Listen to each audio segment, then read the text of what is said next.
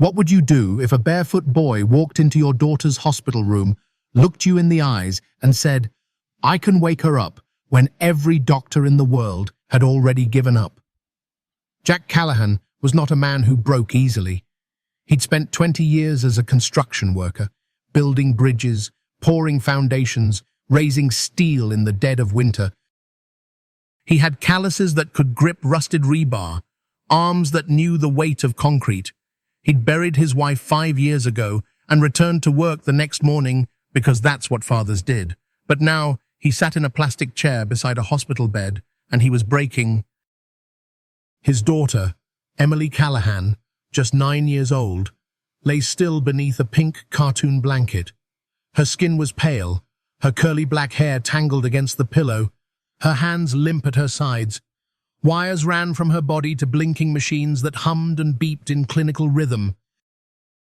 Jack had always found comfort in sound-whirring drills, pounding hammers, engines starting, but now the sound of beeping monitors was like a ticking bomb in his chest. 7 days.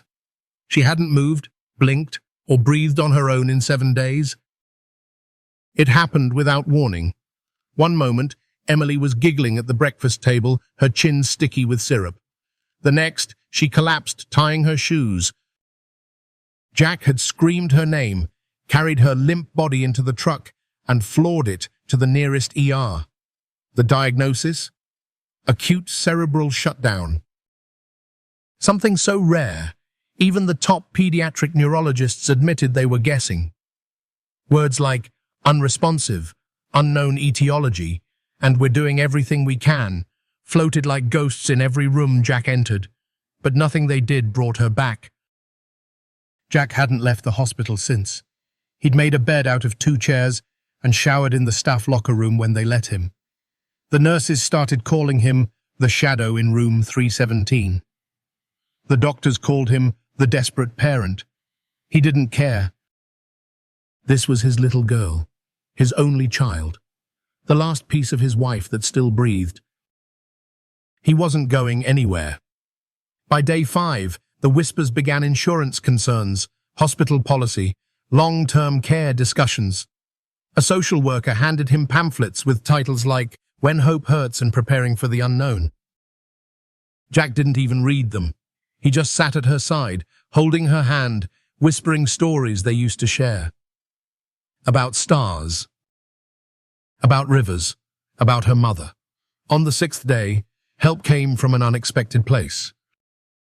His name was Richard Cole, a billionaire tech mogul, owner of several hospitals, and founder of a medical innovation firm that treated the brain like code to be rewritten.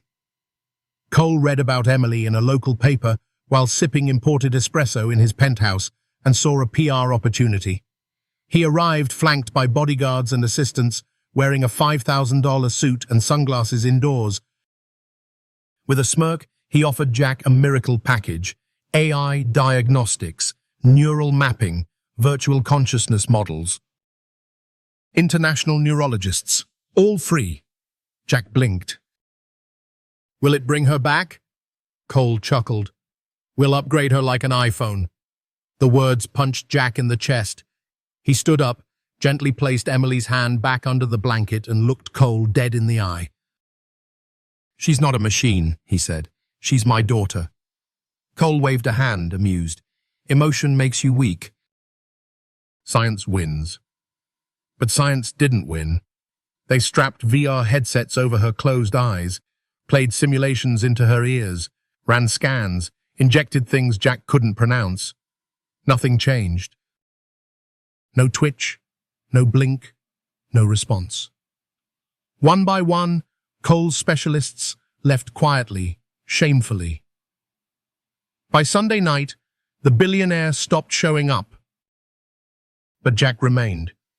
He played lullabies from his phone, read bedtime stories, rubbed lotion into her tiny feet, talked about the moon phases she loved so much.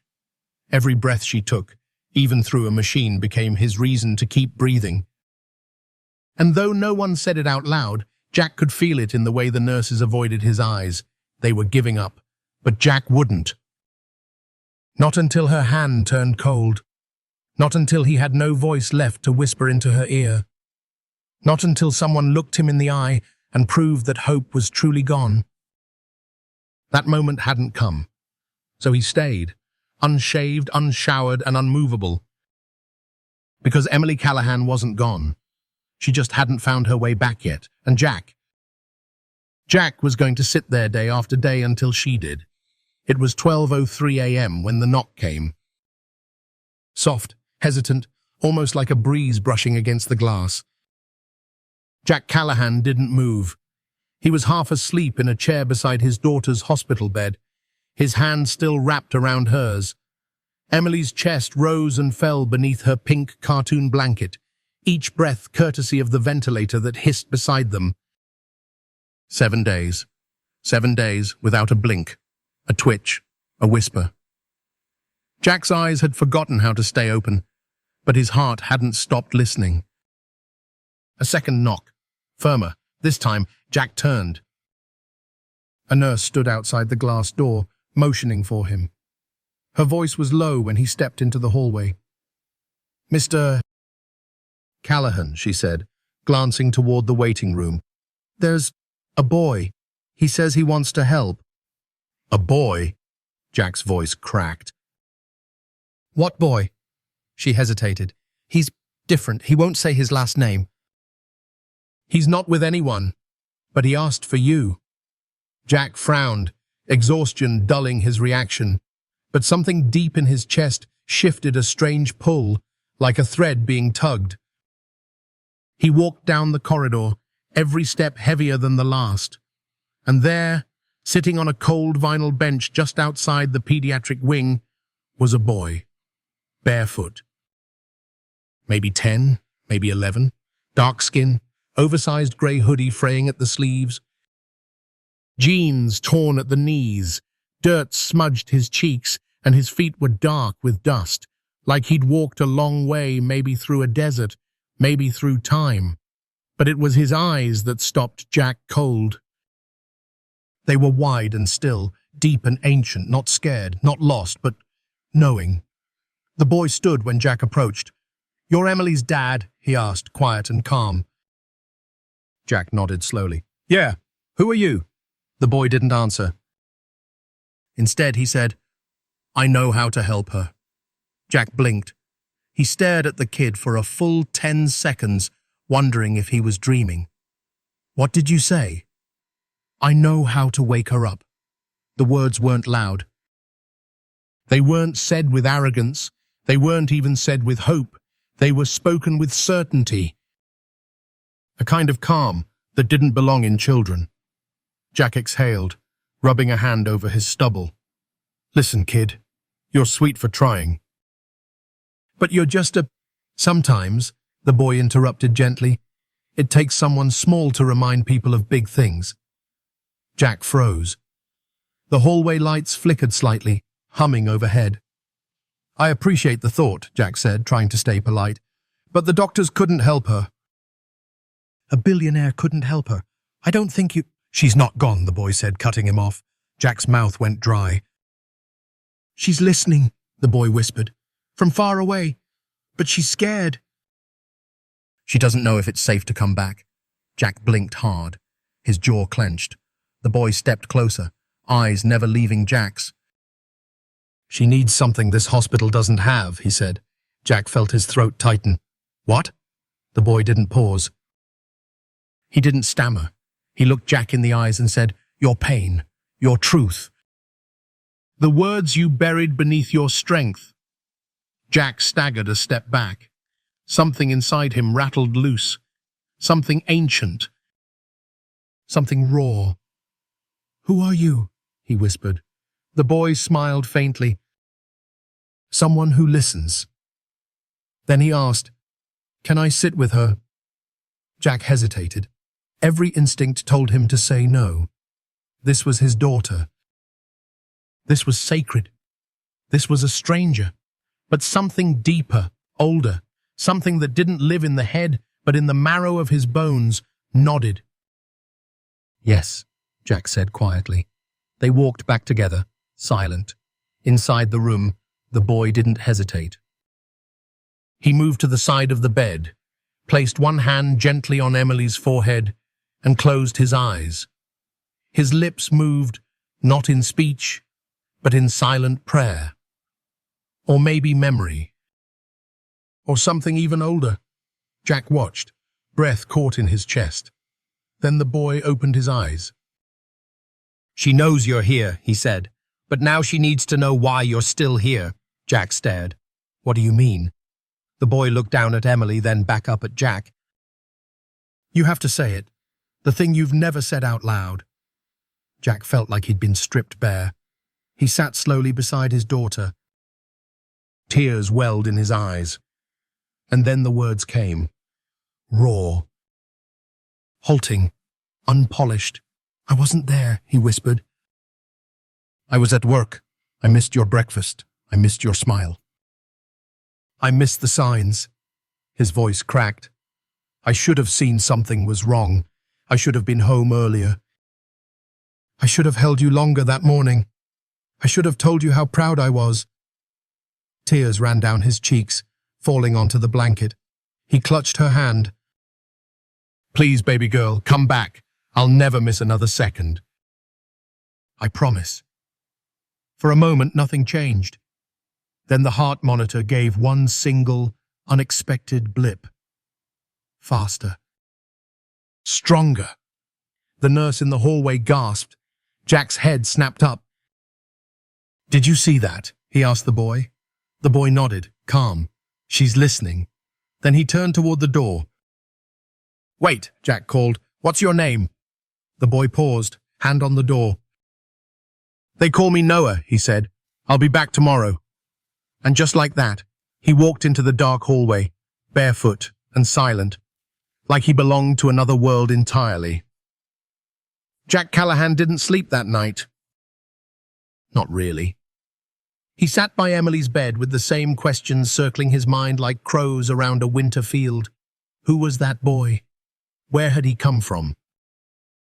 And how did he know? But the one question that haunted Jack the most was the one he couldn't push away. What if he was right? What if Emily wasn't lost, just afraid? What if the thing that kept her from waking up was him? At 3:17 a.m., Jack reached for the spiral-bound notebook a nurse had left days ago and flipped to a blank page. His handwriting was uneven, stiff. But he began to write letters to Emily, things he never said, things he didn't even know were inside him. "I wasn't there that morning. I've been trying to build a life for us, but I missed the life we already had. You laughed while I packed your lunch, and I didn't even look up. You tied your shoes by yourself, like a big kid. But I should have helped. I should have hugged you longer." Tears dotted the page. He kept writing. At 6:02 a.m., the night nurse returned to the room and froze. Emily's left index finger had twitched. No reflex test had been ordered. No stimulus applied. But her finger moved on its own. Jack stood up so fast the chair tipped backward. "You saw that, right?" he asked. The nurse blinked, nodded. "I'll get Dr. Howard. By the time Dr. Grace Howard arrived, the movement had stopped. But the data on the monitors didn't lie. There'd been a change, not seismic, but real. Jack didn't mention the boy. He didn't know how. Who would believe him? But deep down, he didn't need proof. He felt it.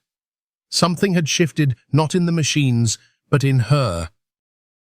That evening, just after sunset, the door creaked again.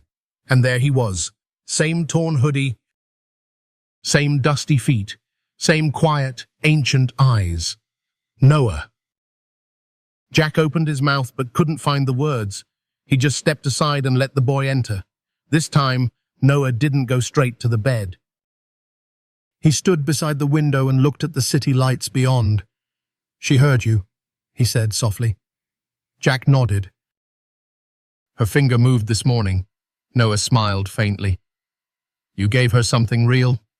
Pain wrapped in love is still love." Jack exhaled, slowly. "Who are you, Noah?" The boy didn't answer. Instead, he said, "You've carried a lot in silence." Jack sat down. It was easier that way. Or at least I thought it was. After her mother died, I just focused on working, surviving. I didn't have space for emotions.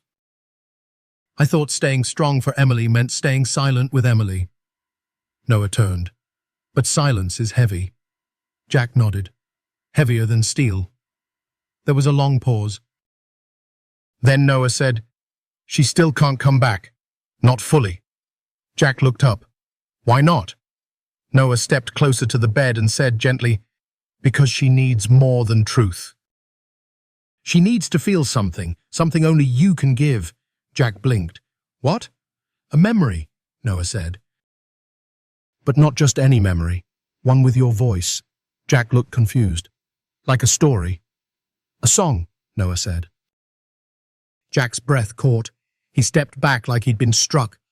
"No," he said. "Two can't." "Yes," Noah replied calmly. "You can." Jack shook his head. "There's only one song she would know." "I haven't sung it since Rachel's funeral." Rachel, his late wife. Emily's mother. It was a lullaby passed down from his grandmother, sung in soft southern tones on stormy nights when he was small and afraid. He had sung it to Emily every night before the fire, the accident that took Rachel. He never sang it again. Noah sat at the foot of the bed. "She remembers it," he said, "even if you don't." Jack swallowed hard. "I can't. It hurts." "Exactly," Noah whispered. "That's why it matters."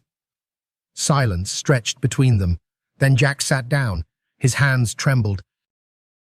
He cleared his throat and began, "There's light in the shadows and stars in the rain. Hold on, little dreamer. You'll fly once again." His voice cracked halfway through. He stopped, covered his face. Noah didn't interrupt.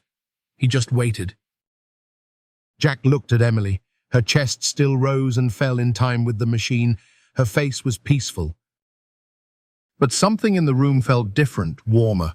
Jack tried again. "Hold on, little dreamer. You'll fly once again." A long beep interrupted him. Jack panicked, then realized. It wasn't a flat line.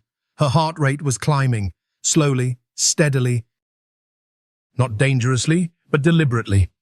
Then her finger moved, twitched. Twice. The nurse on shift gasped. "She's reacting to the music," she whispered. Noah stood. "You gave her something to come back to." Jack turned, eyes full. "Why are you doing this?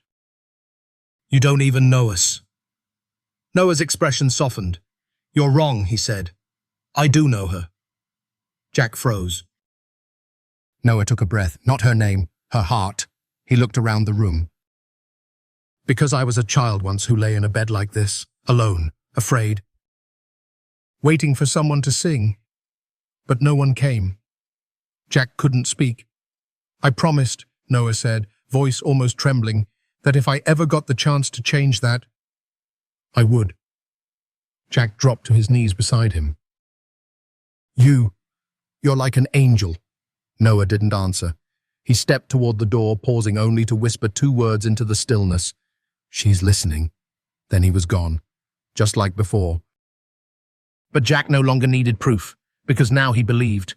Not in science, not in billion-dollar machines, but in the sound of a father's voice and the miracle of being heard. The next morning, Jack Callahan didn't leave his daughter's side. Not to eat, not to stretch, not even to breathe fresh air. His legs were stiff from the plastic chair, and his throat ached from lack of sleep and last night's tears. But something had changed. Something real. He could feel it. Emily had responded. Her finger had moved twice. Her heart rate had risen not from panic, but from presence, from connection. And it had all started when he sang. Jack stared at the notebook in his lap. The lyrics he scribbled the night before trembled on the page, barely legible.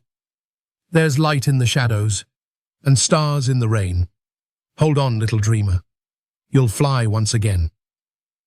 He hadn't sung that melody since Rachel died. It wasn't just a lullaby, It was their story. It was the song Rachel used to sing in the kitchen when she made Sunday pancakes, the one Jack hummed in the truck when Emily got scared of thunder, the one he whispered at bedtime, in the tiny house where laughter used to live. After the fire, the music stopped, and Jack believed, wrongly, that silence was strength. But now he understood. His silence hadn't protected Emily, it had distanced her. That night, as the hallway lights dimmed and machines beeped softly in rhythm, Jack pulled his chair closer and held her hand. She didn't squeeze it, but it was warm. "Hey, baby girl," he whispered, "I'm back." And he began to sing, low and rough at first. The words cracked in his throat like old wood. But then they softened, smoothed, settled into the air like feathers. "There's light in the shadows, and stars in the rain." His eyes blurred with tears. "Hold on, little dreamer. You'll fly once again." He finished the verse and leaned forward. The monitor beeped a new rhythm. Not erratic, not random, responsive. The nurse peeked in. She didn't say anything, just nodded. She saw it too. He sang again and again. By the fourth time through, his voice had grown stronger, even if his heart felt like glass. But every line drew Emily closer. Every note whispered, "You're not alone." Then, around 2 a.m., he saw it. Her lips moved, barely. Like a twitch in a dream, but they moved.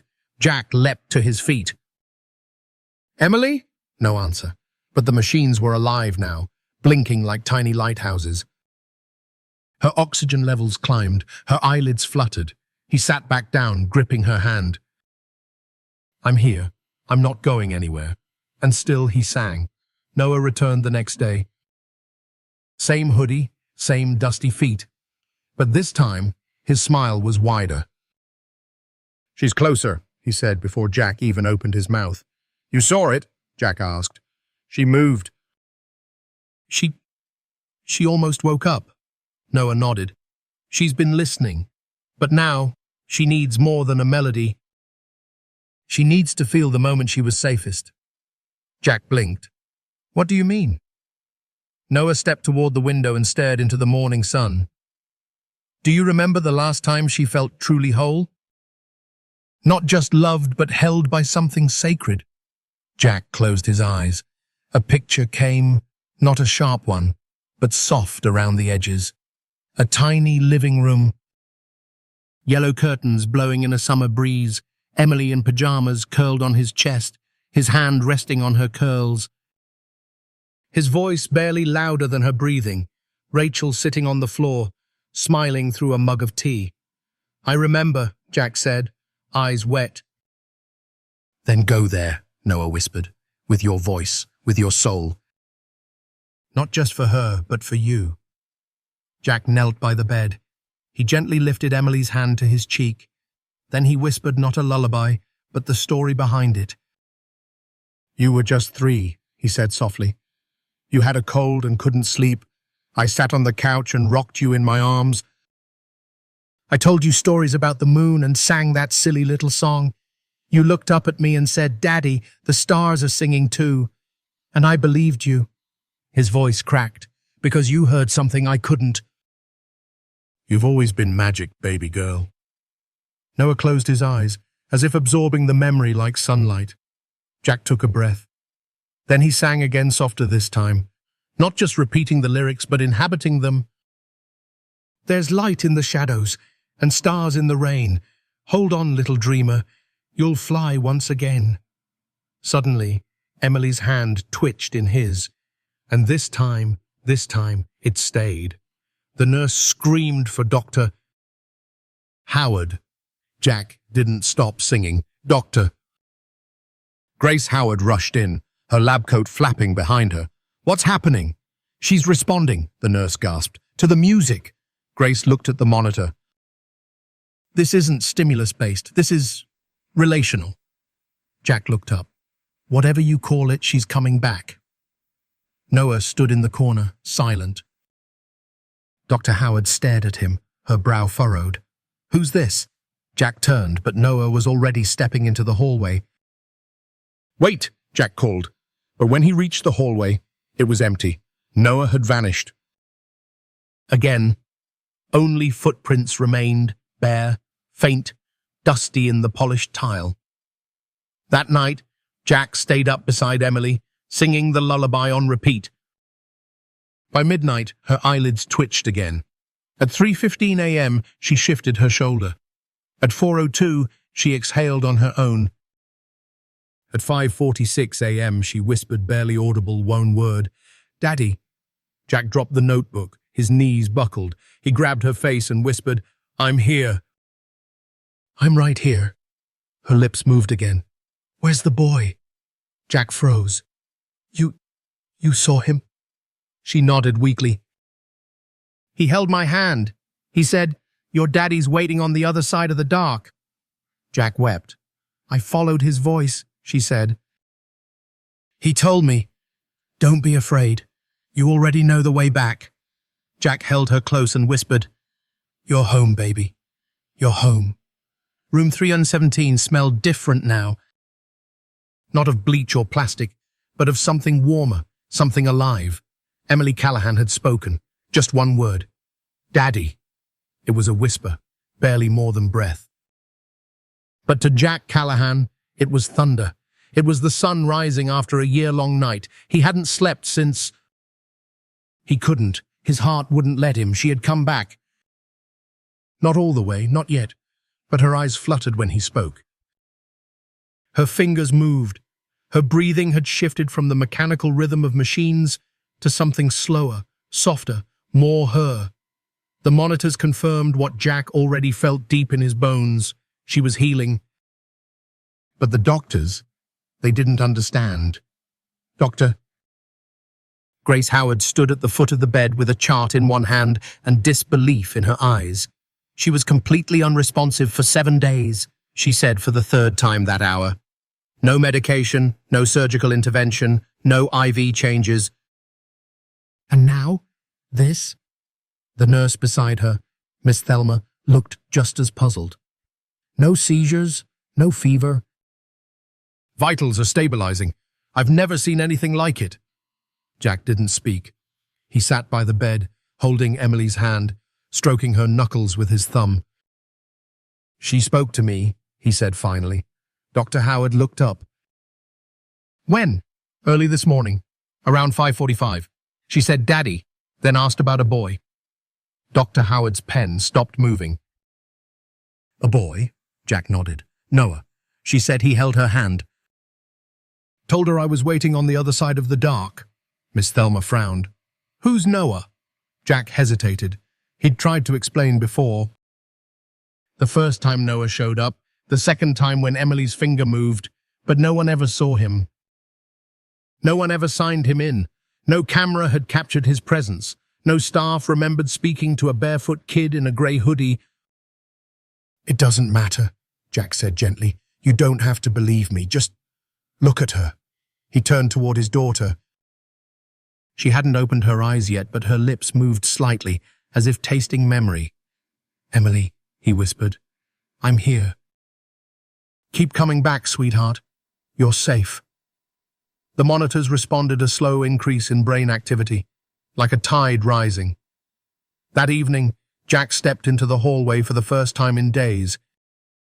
His legs were stiff, his head throbbed from dehydration and adrenaline, but he needed air. Needed to stretch. Needed to feel the world again, just to remember it was still turning. As he passed the front desk, he paused. "Excuse me," he asked the young receptionist, "was there a boy here last night, or the night before?" "About 10 or 11, barefoot, hoodie." Name might be Noah. The woman blinked, tapped her keyboard. "No visitors logged during those hours, sir." "Could he have come in through the emergency bay?" She shook her head. "That door's under constant surveillance. We would have seen." Jack nodded slowly. "Right." "Thanks." But in his heart, he wasn't surprised. Noah wasn't a visitor. Noah was something else. Back in room 317, Emily stirred again. Miss Thelma called Jack before he even sat down. "She's trying to speak," the nurse whispered. Jack rushed in. Emily's eyelids fluttered once, twice, then slowly lifted. Her eyes, brown and soft, searched the blurry ceiling, then shifted toward the sound of her father's voice. "Hey," Jack whispered, kneeling beside her. "Hey, baby girl." A tear rolled down her cheek. "You came back," she rasped. "I never left." He kissed her forehead, his whole body trembling. Then she said with the clarity of someone remembering a dream, "Where is he?" "Who?" "Noah." Jack felt the room tilt. "You saw him?" She nodded weakly. "He laughed like sunlight, smelled like dust and bread." Jack choked on a laugh. "That sounds like him."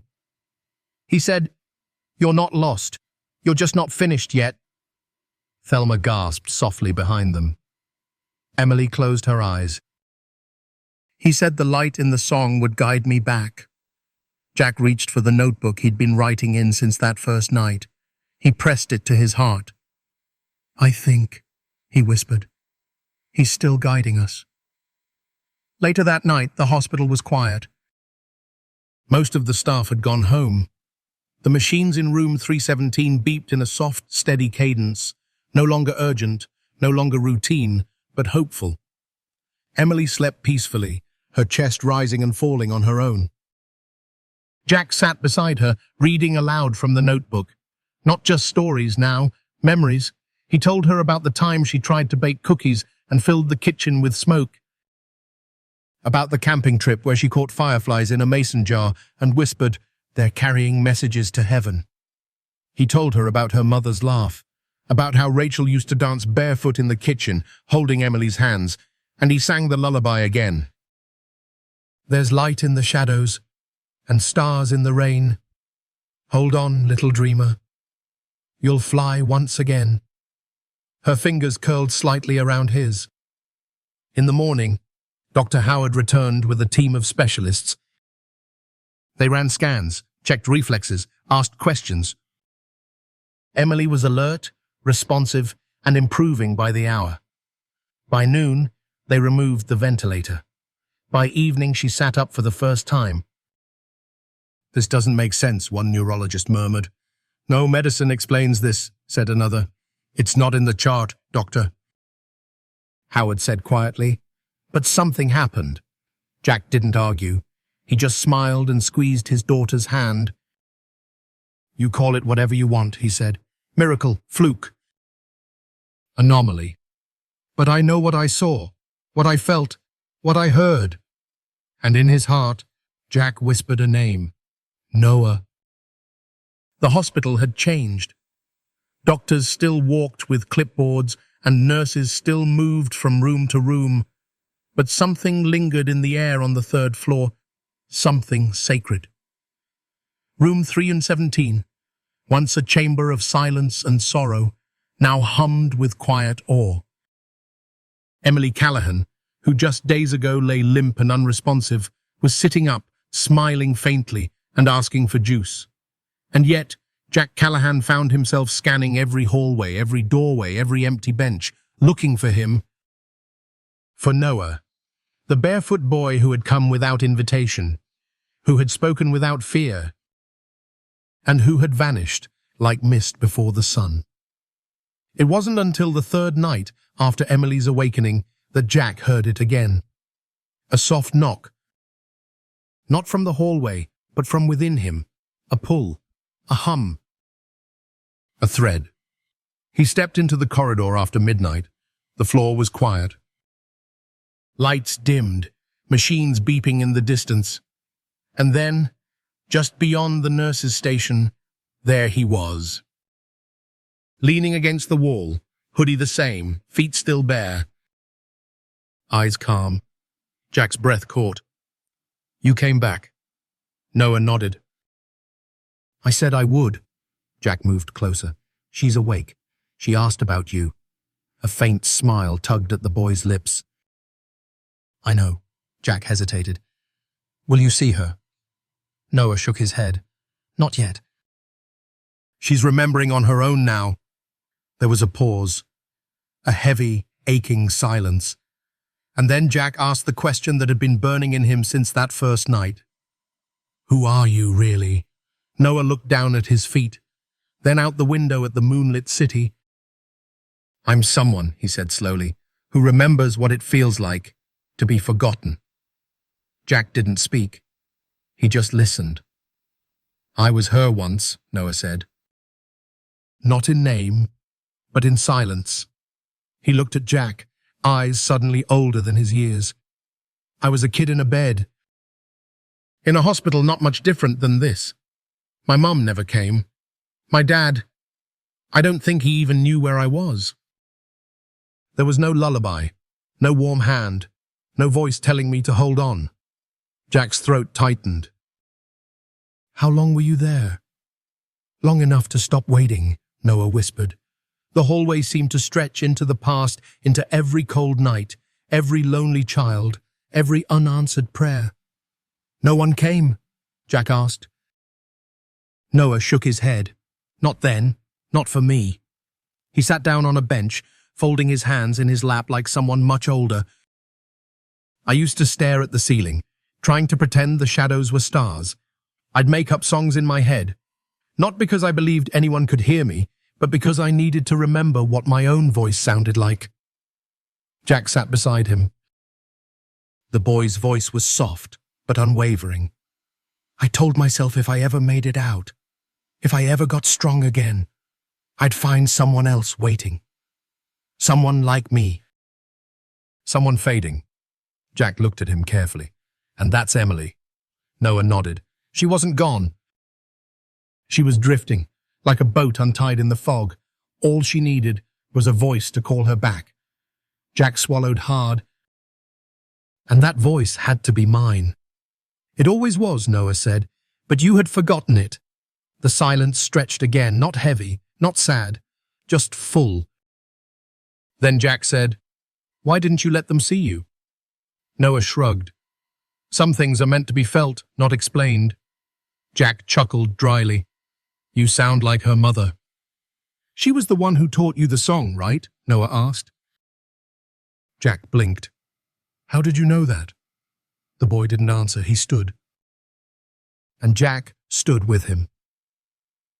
I don't know if you're a kid, or an angel, or something in between, Jack said honestly. But I know you saved her. Noah looked toward room 317. You saved her. I just reminded you how. Jack reached into his coat pocket and pulled out the small spiral notebook. It was filled now with letters, stories, confessions, lullabies. He held it out. For you. Noah smiled but shook his head. It's not mine. It's hers now. And yours. He took a slow step back. Jack, he said, you don't need me anymore. Jack blinked. But how do I keep doing this? Without you guiding me? You already are, Noah said. You've been singing, writing, showing up. That's what healing sounds like. Jack looked down. Will I ever see you again? Noah tilted his head, thoughtful. Maybe, or maybe you'll see someone else, a child. A stranger, someone waiting, and you'll know what to say. What to sing? He turned, began walking down the hallway. Wait, Jack called. Noah paused at the end of the corridor. Jack's voice shook. What do I owe you? Noah turned, his smile warm and sure. Tell her stories, he said. Every night, even when she's grown. He took one final step and vanished around the corner. No door opened. No sound followed, just a silence full of grace. Jack stood there a long time. When he finally returned to room 317, Emily was sleeping again, peacefully. One hand resting on the notebook, the other curled into her pillow. Jack leaned over, kissed her forehead. Then he whispered, I promise, baby girl, I'll never stop telling you stories. The moment Emily Callahan opened her eyes for real, it was quiet. No alarms blaring, no nurses rushing. No dramatic flood of lights, just a gentle morning sun seeping through the blinds in room 317.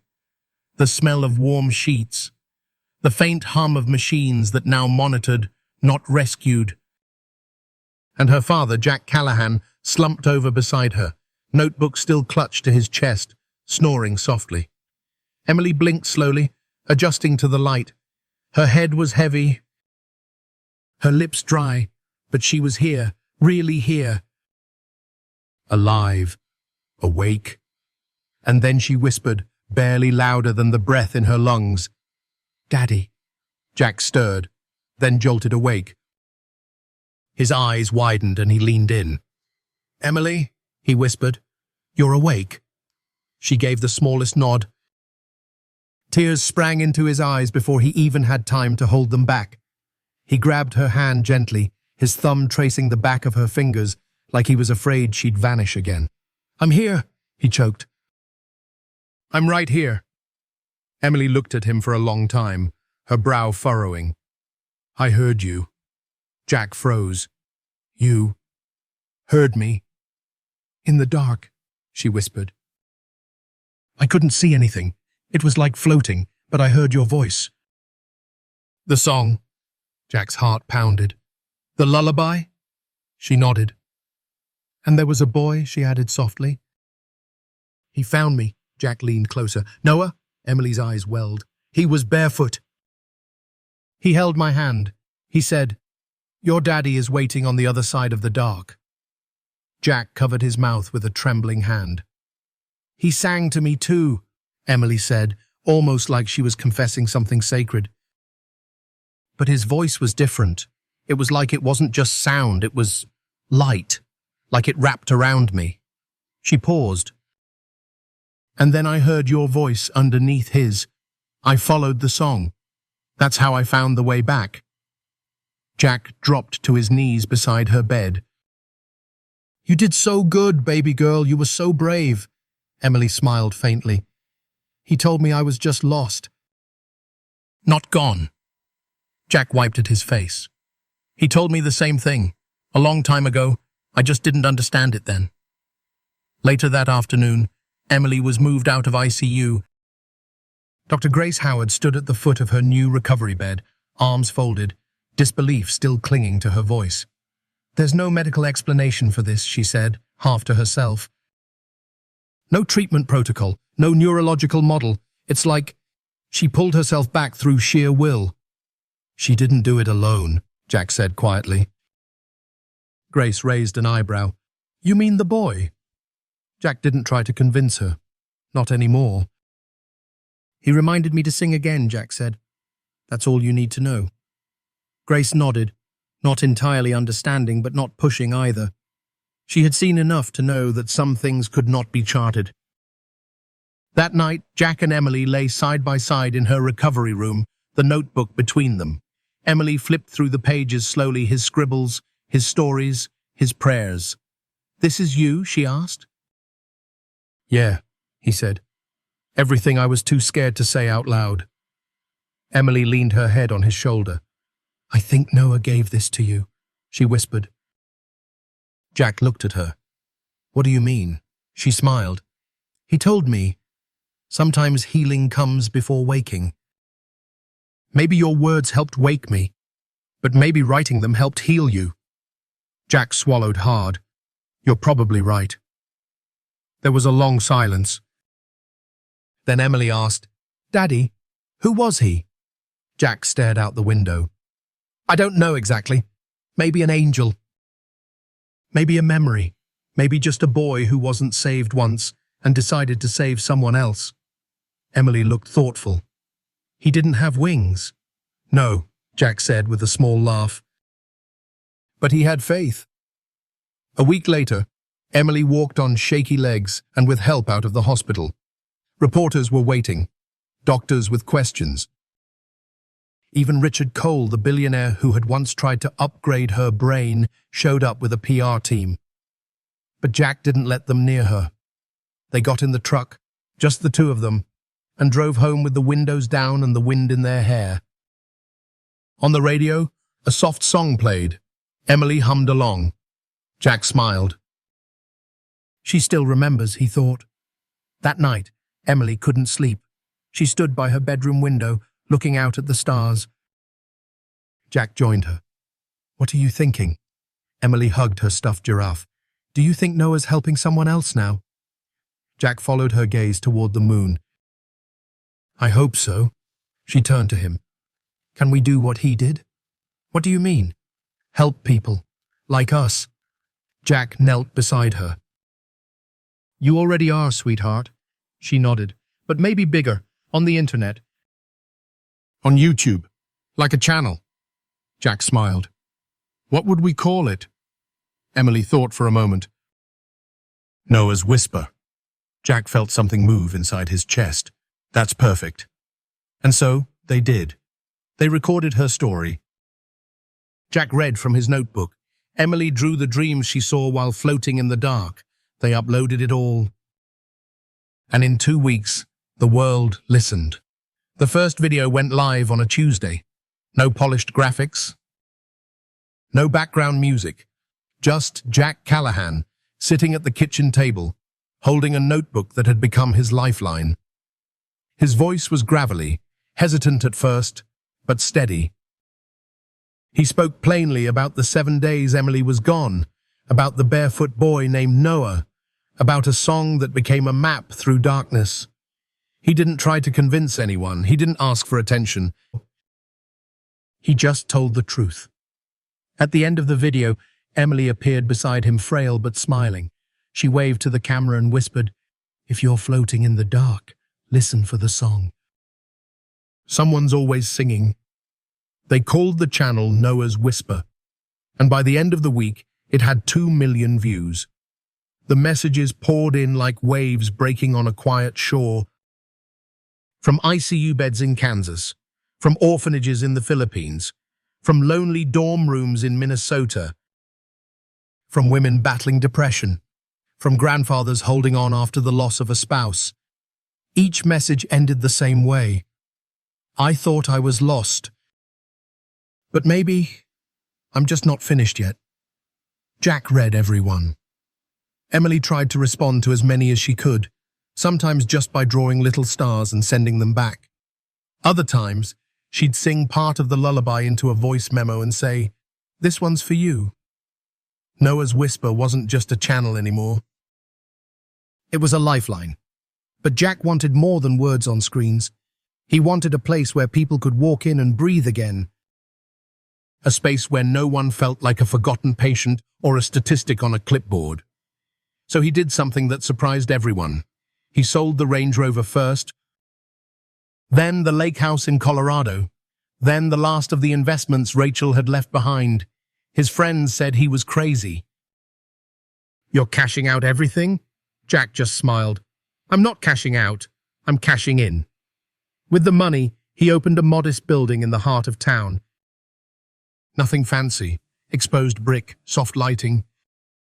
A wall of second-hand musical instruments, shelves of blank journals, big open windows to let in the light.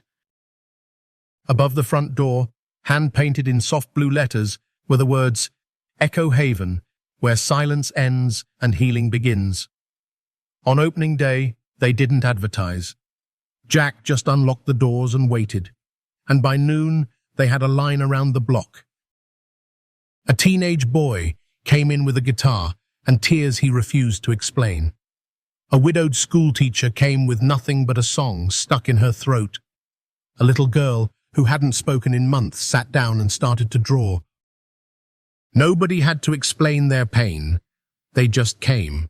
And in that space, they were met with music. With stories. With silence that didn't isolate, but held. Emily led a weekly group called Starlight Sessions, where kids could talk or not talk and simply listen to lullabies while coloring galaxies onto paper. Jack taught grown men how to write again, not professionally, just honestly. He called it Letters to the Ones We Still Miss. Sometimes, the most broken people left the strongest pages behind. The first mural on the wall of Echo Haven was painted by Emily. It showed a small child standing at the edge of a dark forest. In the child's hand was a song drawn as a beam of light, and reaching out from the shadows was a figure. Coat too big, feet bare, smile soft. Beneath it, in sweeping strokes of sky blue, he didn't have wings, he had faith. One afternoon, a local journalist came to do a piece on the center. After the interview, she asked the same question others always did. Do you believe the boy was real? Jack didn't flinch. I don't just believe he was real, he said. I believe he chose to be real when it mattered. The reporter laughed politely, unsure what that meant. Jack just smiled. Some truths weren't meant to be dissected, some were meant to be lived. That night, after the center closed, Jack and Emily walked down the street to the old train station, the one no longer in use, where rust crept along the rails and pigeons roosted in silence. It was the kind of place people forget. But not Emily. She pulled Jack's hand and pointed. Look. Under a broken street lamp stood an old man playing a harmonica. At his feet was a cardboard sign that read, You're not lost. You're just not finished yet. Jack's breath caught. Emily gasped. Daddy. That's what Noah told me. Jack walked closer, his pulse thudding in his ears. Where'd you hear that? He asked the man. The old man smiled through a grizzled beard. From a kid I met years ago. Said he traveled light. Said he only carried truth. Jack knelt down. Was his name Noah? The man tilted his head. Well, now that you mention it, yeah, that's what he said it was. Emily's eyes lit up. He's still out there. Jack put an arm around her. Yeah, he said quietly. I think he is. That night, back home, Jack sat at his desk. The notebook was full now, but not finished. He flipped to a new page and began to write. Because Noah had once said, tell her stories, every night, even when she's grown. And Jack had learned something powerful. When you tell a story born from truth, you don't just wake someone up. You call them home. The evening was cool. Autumn had started to wrap its fingers around the town, leaves drifting through the air like memories, golden and brief. Emily Callahan wore purple rain boots, even though the sky was clear. She insisted it might rain just in case Noah shows up again. Jack didn't argue. They were walking through the old neighborhood, something they did every Friday now, just the two of them, retracing paths that used to lead nowhere but now carried purpose. Echo Haven had been open for 3 months, and the pace of their lives had changed. It was slower now, deeper. Like every step meant something. But on that night, something unusual caught Emily's eye. They were passing the old train station boarded up, forgotten by the city, a place that had once echoed with whistles and now only hummed with silence when she stopped. Daddy, she whispered, look. Under the broken street lamp, an old man sat on an overturned milk crate. He wore a tattered coat and tapped out a slow tune on a harmonica. But it wasn't the music that stopped them, it was the sign at his feet. Cardboard. Handwritten, crooked and faded. You're not lost. You're just not finished yet. Jack felt something lodge in his chest. Emily's mouth dropped open. That's Noah's line. Jack stepped forward cautiously. Excuse me, sir. The old man looked up, eyes twinkling beneath a weathered brow. Evening. Jack pointed to the sign. Where did you hear that? The man shrugged. From a boy years ago, tiny thing, no shoes. Said he traveled light, said he only carried truth. Jack's voice shook. Did he tell you his name? The man chuckled. Said names didn't matter much to him, but yeah, think he said it once. Noah, Emily gasped. It's really him. The man leaned back. He used to sit right there, next to me. Played the harmonica better than I ever could, talked like he'd been around longer than his face suggested. Jack nodded slowly. Yeah. That sounds about right. The man tilted his head. You know him? Jack looked down at Emily. We do, he said. We really do. They sat with the old man for nearly an hour. He told stories about long nights, about the music, about how that boy appeared one day and disappeared just as quickly. He never asked for anything, the man said. Didn't even take the extra blanket I offered. Just said, I go where I'm needed. Jack swallowed hard. That's what he told me too. The old man looked thoughtful. Funny thing is, ever since he left, people started leaving things here. Notes, drawings, songs. Like he left behind a trail. Emily sat cross-legged, reading a few of the papers tucked beneath the sign. Each one had a version of the same phrase. I was found. Someone heard me. I remembered my voice. Jack's heart twisted. Noah hadn't just changed their lives. He'd changed others too quietly, invisibly, permanently. Back at home that night, Emily couldn't sleep. She stood by the window, her forehead pressed to the glass, staring up at the moon. Jack joined her. Still thinking about him? She nodded. I was wondering, what if he's with someone else right now? Someone who's scared. Like I was. Jack wrapped an arm around her shoulders. Then I hope there's someone nearby singing, telling the truth, holding on. Emily turned to him, her face lit by moonlight. We should teach the world to sing. Jack blinked. What do you mean? I mean, not just here, not just Echo Haven. Everywhere, on YouTube, on rooftops. In hospitals, in hallways, in the middle of the night. When people feel the most alone. Jack looked at her, really looked at her, and felt something bloom in his chest. A mission, a calling. A quiet revolution of healing. Then we'll do it, he said. We'll make sure no one floats in silence again. The next morning, Emily recorded a video called The Song That Found Me. She spoke plainly, like her father did. She told kids what the dark felt like, how it was heavy but not endless, how it whispered lies until a song interrupted it. She told them they didn't need to be brave all the time, that they could cry, that they could wait. And she ended with the line, if you're listening, you're already on your way back. Within days, the video had 500,000 views. People wrote back from everywhere. I watched from my hospital bed. I played it for my son who hasn't spoken since the accident. This song saved my life. Jack sat beside her one evening, reading those messages out loud, his voice breaking every few lines. Emily leaned her head against his shoulder. Do you think he sees this? Jack didn't hesitate. I know he does.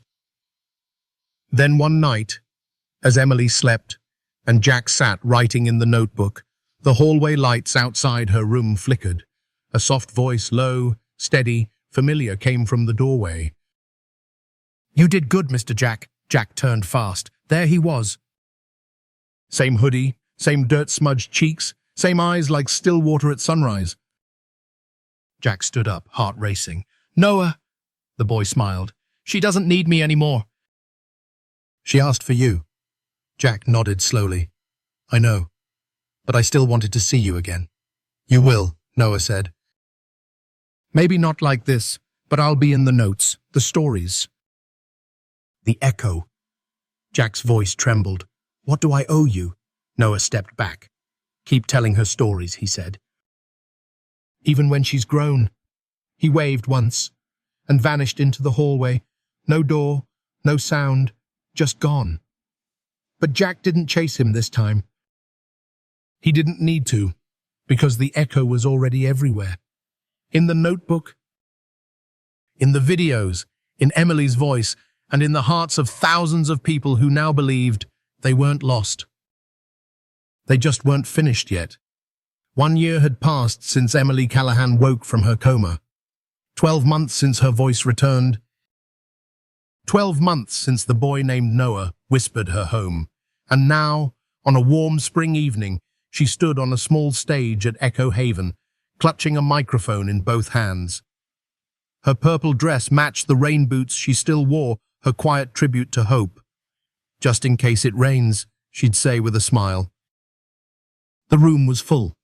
Dozens of kids sat cross-legged on colourful rugs. Parents lined the walls, shoulders pressed close. Journalists from small-town papers and national magazines huddled quietly in the back. Everyone was waiting, but none of them held their breath more than Jack's. He stood off to the side, heart pounding in his chest. In his hands was the old dog-eared notebook, the one filled with pain, truth, lullabies, and second chances. On the cover, Emily had written 3 words in blue marker: Noah's Whisper Lives. Emily stepped forward and spoke into the mic. Hi, my name is Emily Callahan. Some of you already know my story. But tonight, I want to sing it. A hush swept over the crowd. Jack closed his eyes as the melody began. It wasn't pre-recorded. It wasn't played by a professional band. It was just Emily. Her small, steady voice.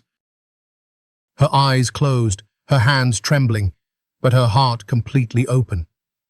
There's light in the shadows, and stars in the rain. Hold on, little dreamer. You'll fly once again. Jack didn't try to stop the tears, because every word was a resurrection. Every note was a bridge from that cold hospital room to this place of light. When she finished, there was no applause, just silence. The good kind, the kind that holds people when words fall short. And then softly, one by one, people stood. A standing ovation, not out of performance, but recognition. They weren't just clapping for a little girl who survived. They were clapping for themselves. For every person who had floated in the dark and found their way back. For every voice that had once gone quiet. For every Noah who had walked barefoot into someone's brokenness and stayed long enough to bring them home. After the event, as people filtered out through the courtyard, Jack noticed a small boy lingering near the mural Emily had painted. It was the same image, the child holding a beam of songlight, a figure reaching out from the shadows. The boy stared at it, eyes wide. Jack crouched beside him. You like it? The boy nodded. Is that him? Jack looked at the figure in the painting. Bare feet, gentle smile. Yeah, Jack whispered. That's him. The boy turned to Jack. Do you think he'll come for me? Jack placed a hand on the boy's shoulder. I think he already is. In the months that followed, Noah's whisper grew beyond anything Jack or Emily imagined. They uploaded lullabies from other kids, stories written in hospital beds, songs hummed in group homes and rehab centers, letters read aloud by parents who never thought they'd speak again. And people listened. Millions of them. One day, Jack received a package in the mail. No return address, no sender. Inside was a harmonica and a note. Keep playing, keep singing. Keep listening, N. Jack smiled. Some echoes never fade. They began traveling, not for press, not for fame, but to places that had forgotten what a song could do. They visited children's hospitals and prison libraries, grief circles, foster care centers, retirement homes. Everywhere they went, Emily sang. And Jack spoke not as a polished speaker, but as a father who once forgot how to hope. He read from the notebook, shared pieces of the journey, and always ended with the same 4 lines. There's light in the shadows and stars in the rain. Hold on, little dreamer, you'll fly once again. Every time he finished, someone cried. But not because they were sad, because they remembered somewhere deep inside they had wings too. On the anniversary of Echo Haven's opening, Emily painted a new mural on the outer wall. This time, it wasn't just one child and one boy. It was hundreds. Each one holding a glowing thread, weaving their way through darkness, music, and stars. At the center stood a small figure with no name, no shoes, and a smile that belonged to every story ever told. Above it, in bold strokes, faith doesn't need wings. Just a voice that won't quit. That night, Jack sat on the rooftop of Echo Haven, his daughter curled beside him, both of them watching the stars. "Do you ever think," Emily whispered, "that we'll see him again?" Jack thought for a long time, then said, "Every time someone tells the truth, every time someone sings, I think that is him." Emily smiled, and then began to hum just the first few notes of the lullaby. Jack joined her. Their voices weren't perfect, but they didn't need to be. They were real, and heard, and rising into the night like a promise. Because in the end, Noah hadn't just woken Emily. He reminded the world, we're not lost. We're just not finished yet. Life lesson from Noah's whisper, a message that echoes beyond the story. Sometimes healing doesn't come through science or answers, it comes through presence, truth, and the quiet power of love. Noah's whisper reminds us that even when the world feels silent, we are never truly alone. The story of Jack and Emily teaches us that holding on through grief, guilt, and fear can lead us back to each other. For older hearts who've seen loss, who've carried silence, this story speaks directly. Your voice still matters.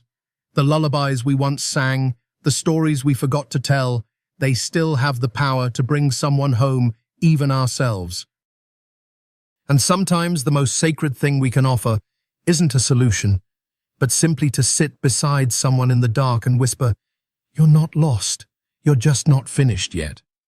Whether you are a parent, a grandparent, or someone remembering what hope feels like, this is a call to believe in connection over perfection, faith over finality, and story over silence.